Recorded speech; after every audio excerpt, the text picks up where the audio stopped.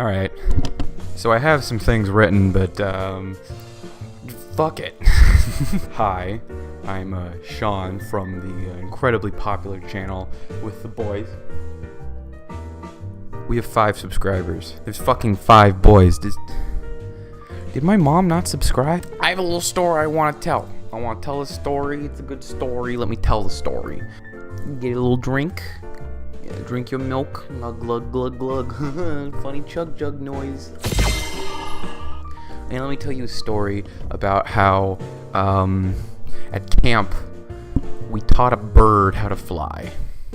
Before I tell you about this story, I'm going to need to introduce you to some characters, some people that I know in real life, but most likely you don't, or you do because you're probably one of these people. Also, I'm going to change the names because fucking Jesus, you guys are creepy as hell. Trent. He is 4'11" and the most jacked thing on the face of Earth. It is ridiculous. This man is a walking brick house, and he is a meme lord. This man is a meme guru, if you will. If I could describe him in one story, it's when he bought a Costco-sized bulk load of the Communist Manifesto and gave it out to everyone in school like it was nothing, in front of God and everybody. That is just him. Arnold's he's an interesting fellow. He says some things that are a little he's if Filthy Frank was white, and not ironic at all. And he also is like a kid now, so I guess that's cool. We have one other person, but I'll describe him when he shows up. He is the worst, and I hate him. Every summer I go to camp. I know. Calm down, ladies. It was my senior year. This time I went to camp, and when you're a senior, you get to become the leader. And I got to become the leader because I was the oldest. And not much else. I really didn't deserve this job, but I got it. And I think I crushed it. Normally, when you're a leader like this, you have 2 options you can go, alright? You have option 1. Hey guys, let's just chill, let's vibe, let's have some fun, and, bake some s'mores, go do what you want, don't get too crazy, alright guys? But go and do what you want, I trust you.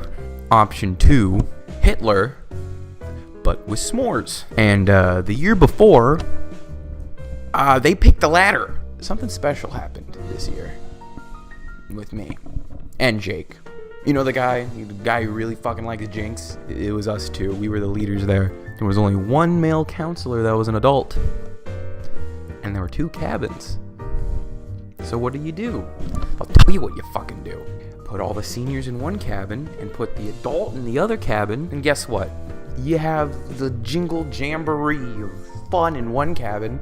You get all the other losers who pretend to talk to girls in the other. I swear to you, I would have not been in the cool cabin if I wasn't the one choosing who was in it. Alright? Also, by the way, fuck Drumline. This turned out to be a fucking terrible idea, because who knew that a limited amount of power given to 2 virgins goes to their head very quickly? Because we made, the Chad cabin, and then there was, the other incel cabin. We got the one with the closet. I think there was a ceiling fan.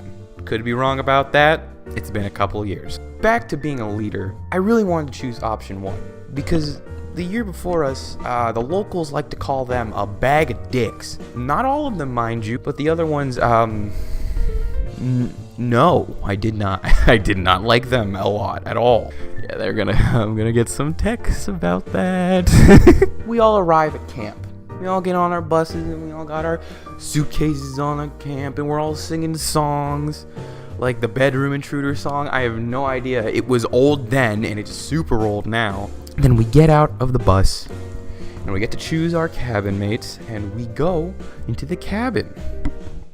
And we start relaxing there, It haunts my fucking dreams. Trent ran into the door, and then he said, "Guys, there's a baby bird outside on the ground." We had no Wi-Fi or data coverage or girlfriends. We're all bored, so we're all like, fuck yeah, and we go run out to see the baby bird. Before I run out, I put my stuff on the top bunk because I'm not poor and I'm better than most of you. There is a baby bird on the walkway, and a group starts forming around. The baby bird was dying.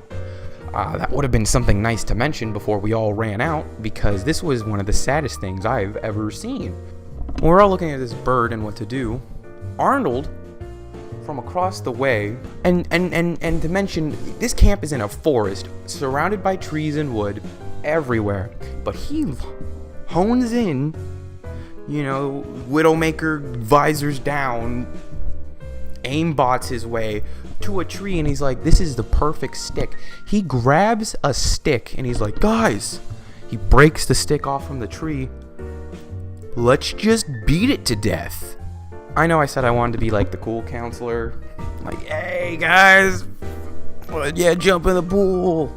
I know it's 9:30 and I know you just had an orange crush, but jump in the pool, it's okay.